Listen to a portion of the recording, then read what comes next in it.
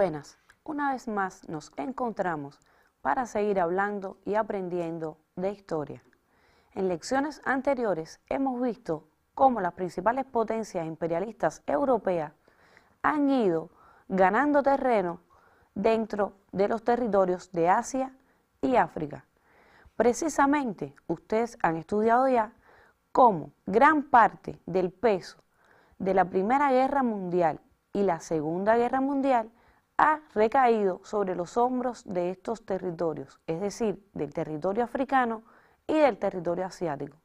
Entonces, ¿creen ustedes que duró mucho esta situación? ¿Creen ustedes que estos pueblos iban a soportar durante mucho más tiempo toda esta colonización? Veamos de qué vamos a estar hablando en la lección del día de hoy.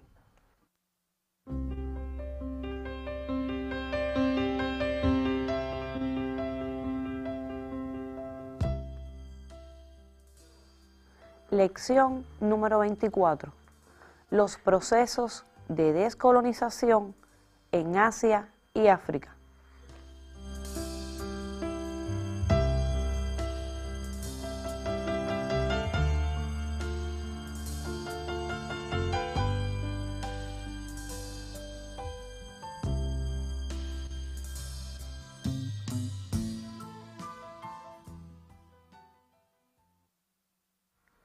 ¿Recuerdan ustedes cómo, tanto en la Primera como en la Segunda Guerra Mundial, África y Asia donaron gran cantidad de millones de dólares o de francos, según fuera el caso, pero fundamentalmente había donado gran cantidad de hombres a esta lucha?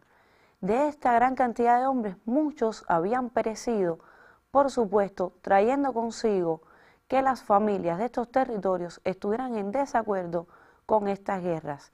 Y por supuesto, cada vez más vieran a la metrópoli como una amenaza para sus vidas, tanto en el aspecto económico como en el aspecto social. ¿Qué pasa?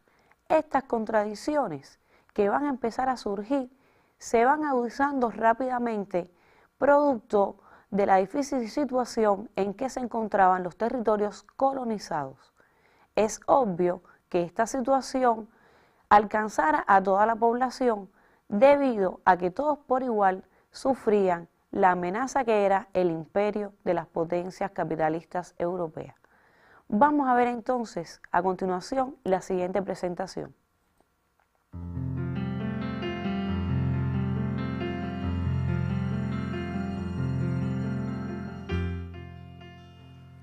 La Segunda Guerra Mundial, junto con la ocupación japonesa y el incremento de la explotación colonial, trajo consigo que se agudizaran las contradicciones internas y además se estimuló los ideales nacionales y la lucha por la independencia. Es importante que copien en sus cuadernos esta información.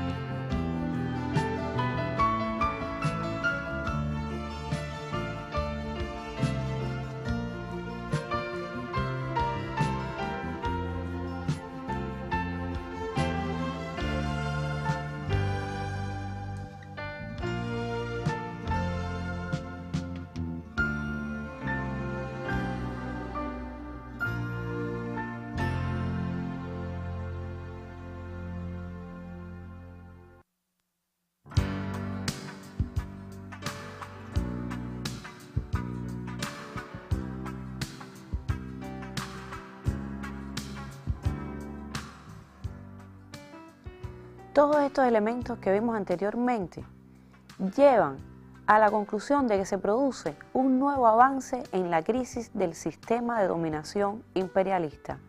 Anoten también esta información a continuación de la que ya tienen en sus cuadernos.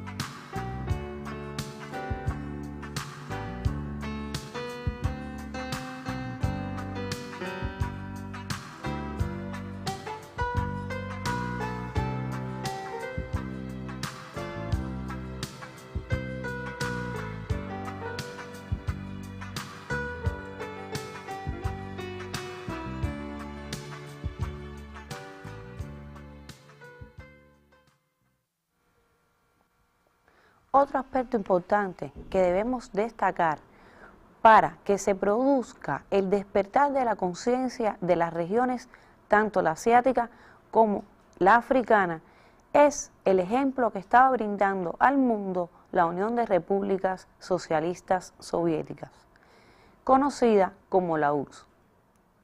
Precisamente en este país, el proletariado había logrado mejorar su situación. Por ejemplo, los salarios habían aumentado y se había logrado que la jornada laboral se utilizara solamente 8 horas del día, haciendo, por supuesto, esta jornada más corta y, por supuesto, hacía también que la vida útil de ese obrero fuera mejor, puesto que recuerden que antiguamente los obreros debían trabajar 14, 16 y hasta 18 horas diarias. Esto hacía que se agotaran y, por supuesto, disminuyera tanto la calidad de su trabajo como la calidad de sus vidas. Además, vamos a ver cómo la URSS había logrado en la lucha contra el fascismo que muchos países simpatizaran con su ideología. Por supuesto, el fascismo había dejado amargos recuerdos en la población mundial. ¿Y cuál es el país que se contrapone a todos estos malos recuerdos? Efectivamente, es la Unión Soviética. El ejemplo de esta gran potencia, que además desde un inicio había estado a favor de los pueblos oprimidos, hace que sigan agudizándose cada vez más las contradicciones entre los países que ocupan la posición de colonia y sus metrópolis. Veamos cómo repercute esto en la siguiente presentación.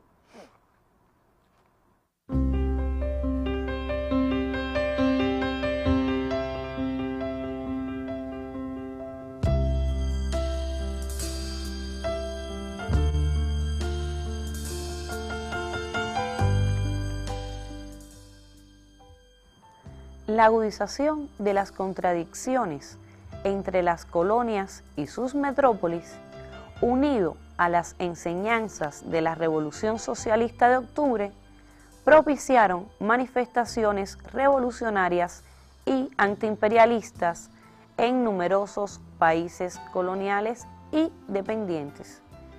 Copien en sus libretas y nos vemos después para seguir analizando qué pasaba en estos momentos.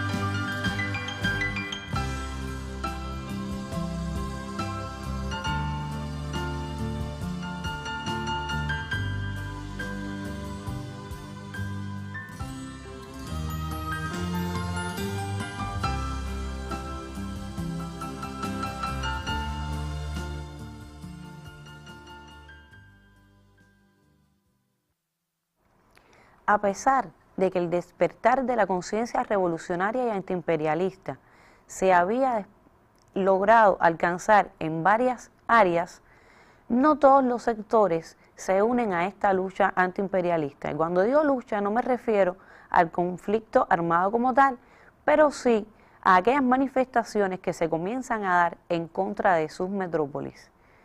¿Por qué digo que no todos los sectores se incorporan a esta lucha? Evidentemente, en estos países habían clases que se beneficiaban de la relación que existía entre ellos y dichas metrópolis, puesto que pertenecían a una burguesía nacional que tenía participación dentro de la economía del país, pero además que sus intereses políticos y sociales se identificaban plenamente con el de las potencias imperialistas, puesto que pensaban que el capitalismo y sobre todo el imperialismo como su fase superior iba a resolver sus problemas. Por lo tanto, la lucha no era unánime. No todos los habitantes de estas regiones estaban ya en desacuerdo con la situación existente en estas áreas. Veamos entonces que, según los intereses y las clases sociales, se va a diferenciar la lucha. ¿Cómo podemos explicar esto? Miren atentamente la presentación.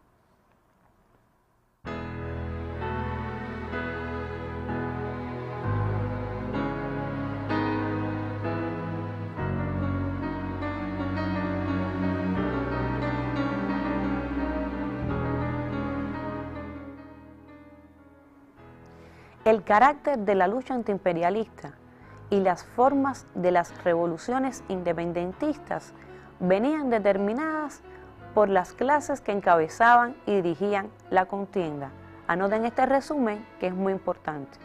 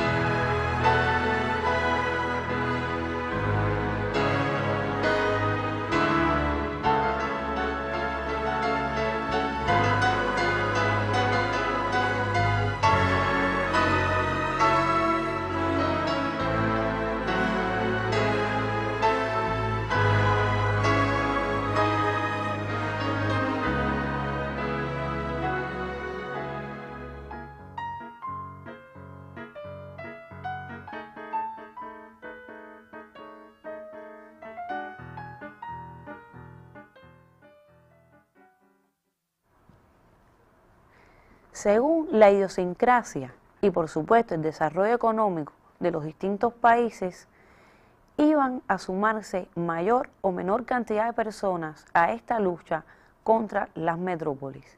¿Por qué hablamos de esto? Por ejemplo, si analizamos el caso de África, no es igual el desarrollo y la forma de pensar de la región del norte de África que la forma de pensar del África subsahariana.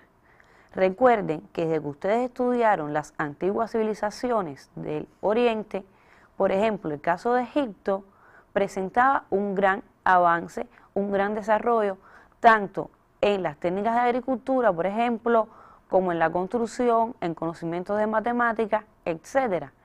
Este desarrollo, además de su cercanía con Europa, permite que, por supuesto, los habitantes de estos países quieran independizarse y llevar a cabo su propia política para así tener pleno control sobre su economía y alcanzar a su vez mayor nivel de desarrollo. ¿Qué sucede con el África subsahariana? La mayoría de estos pueblos habían sufrido, por ejemplo, desde el siglo XV, siglo XVI, incluso hasta bien entrado el siglo XIX, lo que era la explotación directa del hombre blanco. Lo habían sufrido directamente sobre sus personas.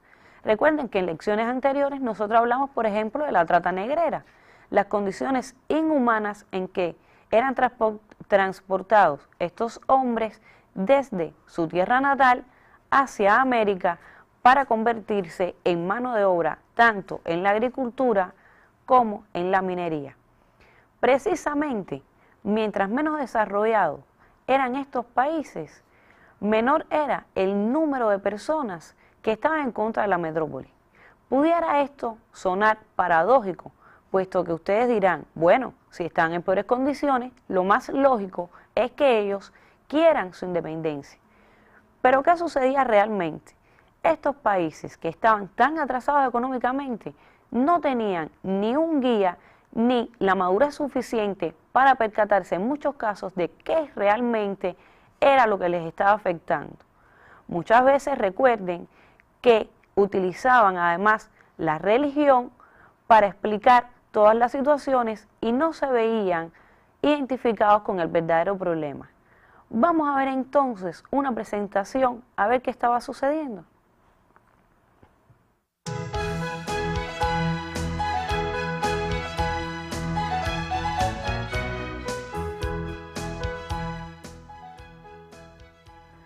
Allá donde aparecieron condiciones favorables, por ejemplo, en China, Corea septentrional y Vietnam del Norte, la clase obrera protagonizó el movimiento de independencia nacional.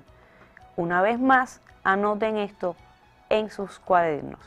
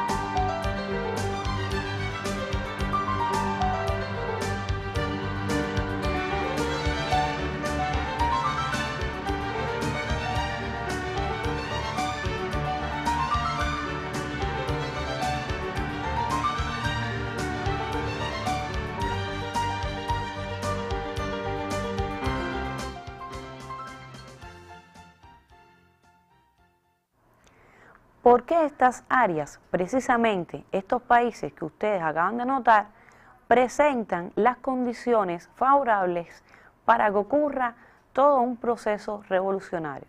Recuerden que estos países habían estado directamente enrolados con la Segunda Guerra Mundial, es decir, con este conflicto bélico. Evidentemente, estos países, una vez terminada esta Segunda Guerra Mundial, que recuerden ustedes, como ya estudiaron, duró de 1939 a 1945. Ya a partir de 1946, estos países comienzan a preocuparse por su independencia. En primer lugar, sabían que la mayor cantidad de recursos de esta lucha había salido de la economía de sus países, pero una vez más también se planteaban por qué razón, si habían otras potencias que tenían plena oportunidad de decidir su futuro, ellos que habían aportado tantos hombres a esta lucha no podían hacer lo mismo. Precisamente este interrogante era uno de los factores que hacían que muchas personas dentro de este territorio, gran cantidad de población, se sumara cada vez más a esta lucha y su pensamiento se volviera más radical, en contra muchas veces de las clases dominantes de este país, de estos países que durante tanto tiempo habían defendido los intereses imperialistas. Una vez más, les pido que fijen muy bien la atención a la presentación siguiente.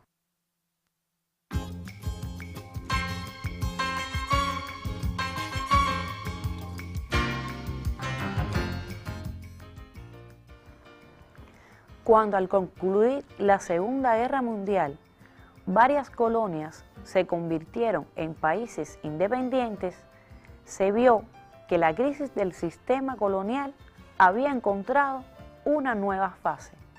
¿Cuál es esta fase? Precisamente la de su desintegración. Copien una vez más en sus cuadernos.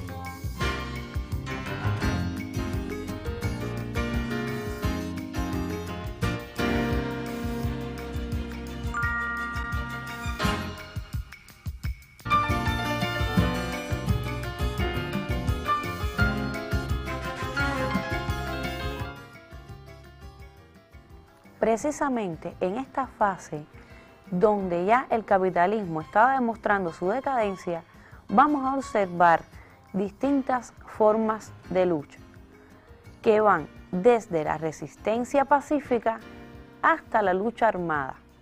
Por supuesto, esta lucha, en algunos momentos, vemos la diferencia entre la que está encabezada por los partidos comunistas y por el nacionalismo burgués.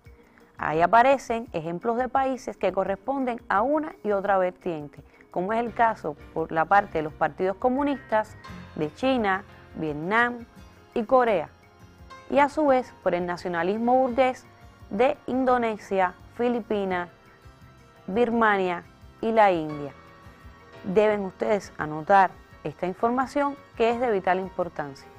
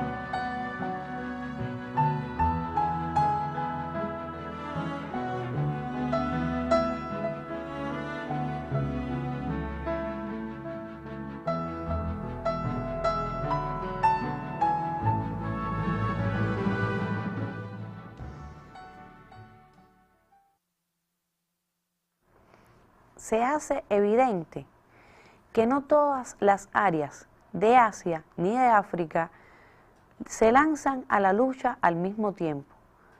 ¿Cuáles son estos territorios que van a comenzar entonces la lucha revolucionaria? Fíjense, hemos visto varias formas de alcanzar esta lucha.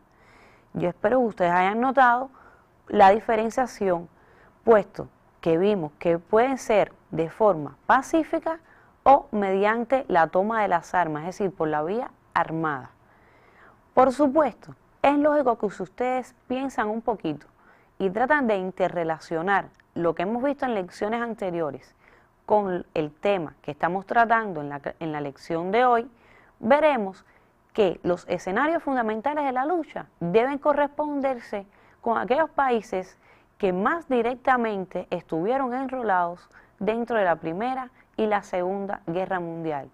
Veamos entonces si verdaderamente se corresponden los que ustedes han pensado con los que protagonizaron estos hechos.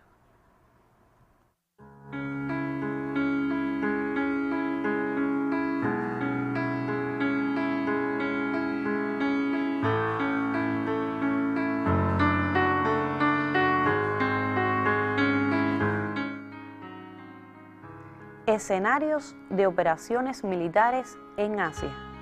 Vamos a ver que los escenarios fundamentales se encuentran en los países de Birmania, Filipinas, Indonesia, Nueva Guinea, Corea, Malasia, Tailandia, Japón, China, India e Indochina.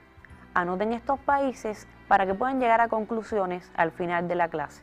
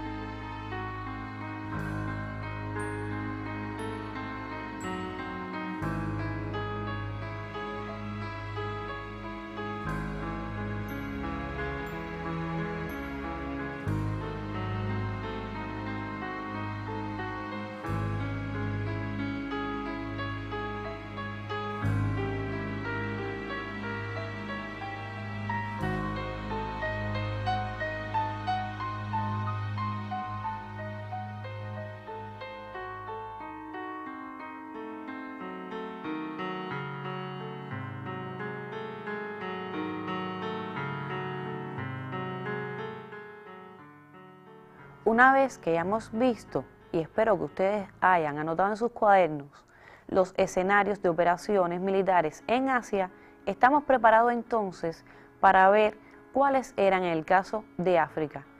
Vemos que están presentes Argelia, Libia, Marruecos, Kenia, Sudán, Eritrea, Egipto, Túnez, Etiopía y el caso de Somalia. Se han sumado a esta lucha tanto la Somalia que estaba ocupada, es decir, la parte que estaba ocupada por Gran Bretaña, como la ocupada por Italia.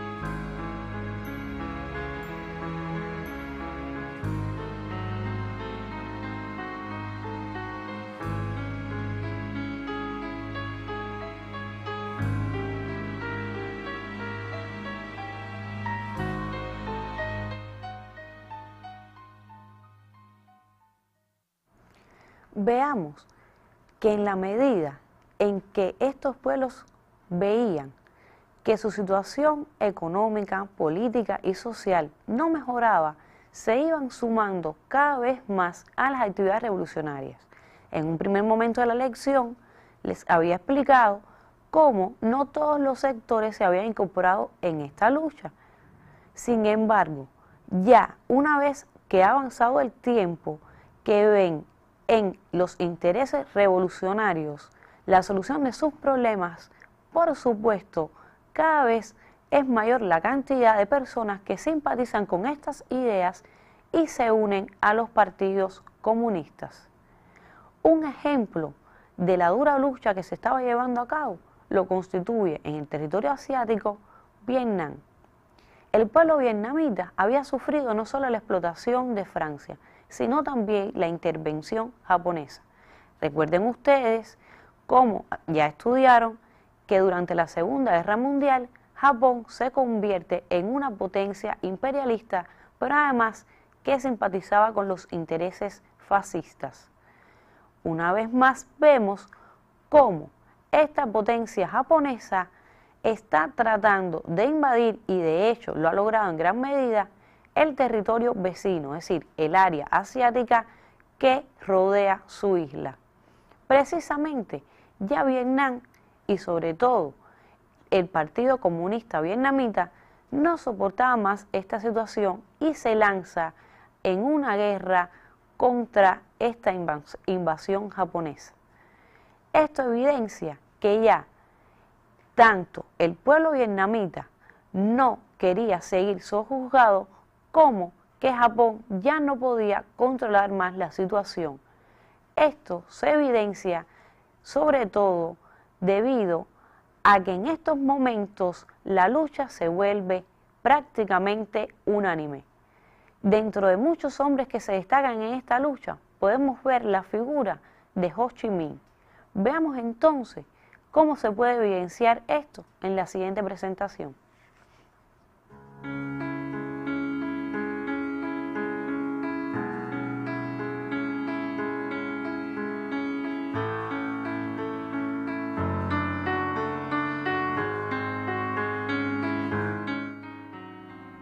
Vamos a ver el auge de la resistencia. En agosto de 1945 hubo alzamientos populares en Vietnam, Laos y Camboya.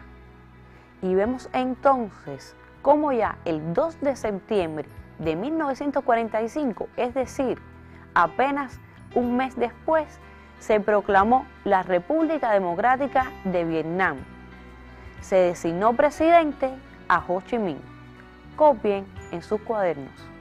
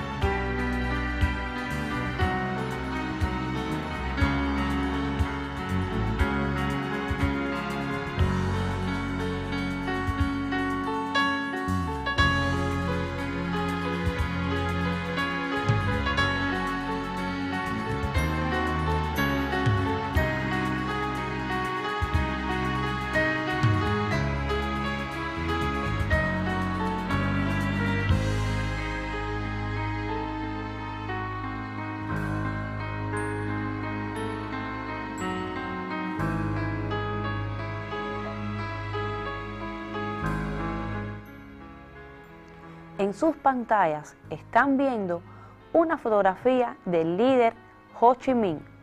Enseguida les vamos a dar unos datos que pienso que deben recoger en sus cuadernos por la importancia de esta figura que aún hoy día nosotros tenemos como ejemplo.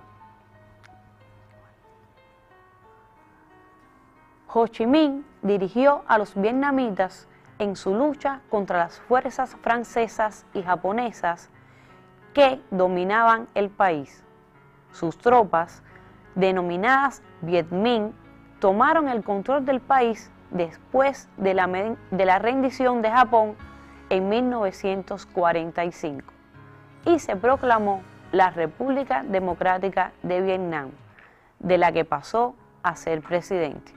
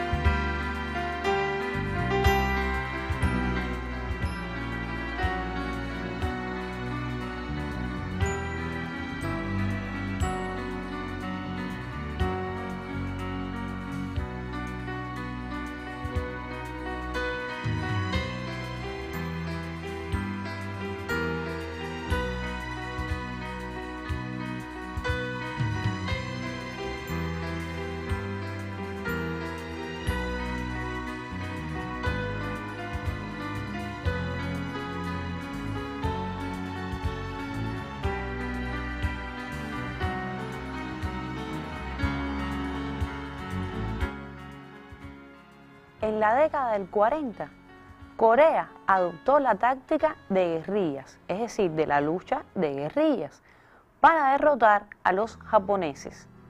En esta lucha se destacó la figura de Kim Il-sung. Vamos enseguida a presentarles a esta personalidad histórica que fue muy importante en el Partido Comunista. Tenemos en un primer plano la figura de Kim Il-sung.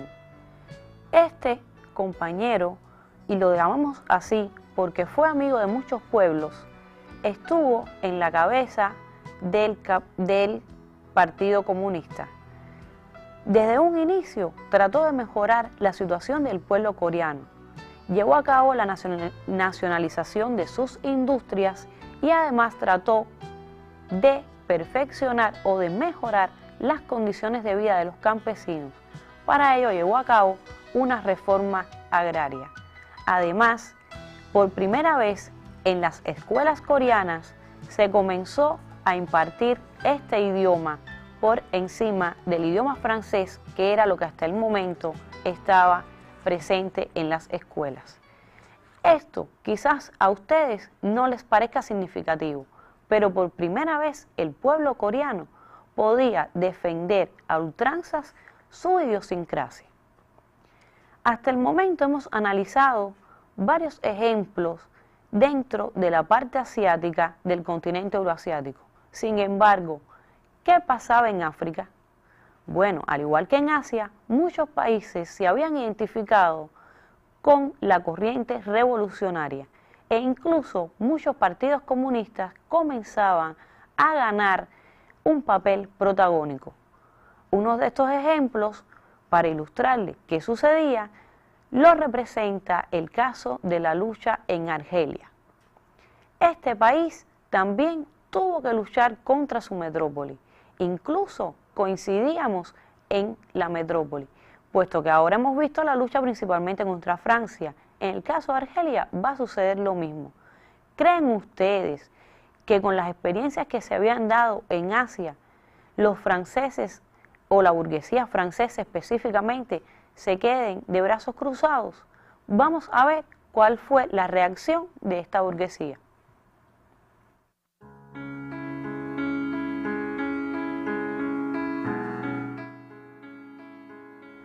La Revolución China, unida a los triunfos de la resistencia antijaponesa en Indochina y Corea, estremecieron el sistema colonial del imperialismo en los pueblos del Oriente. ¿Cuál fue la reacción de los colonialistas franceses ante el reclamo popular argelino?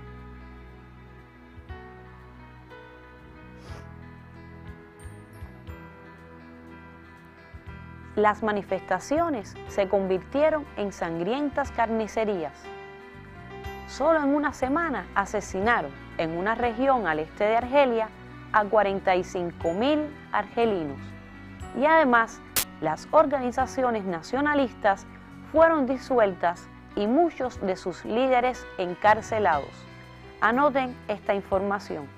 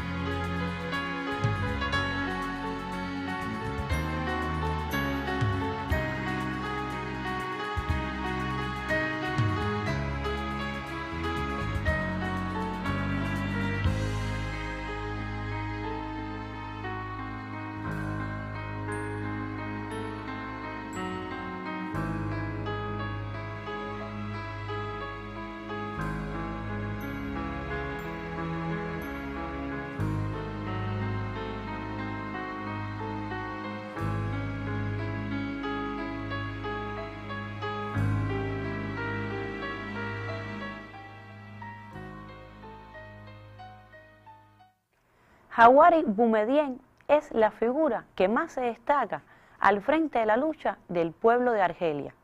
Precisamente, a pesar de su juventud, siempre guió a su pueblo hacia la independencia.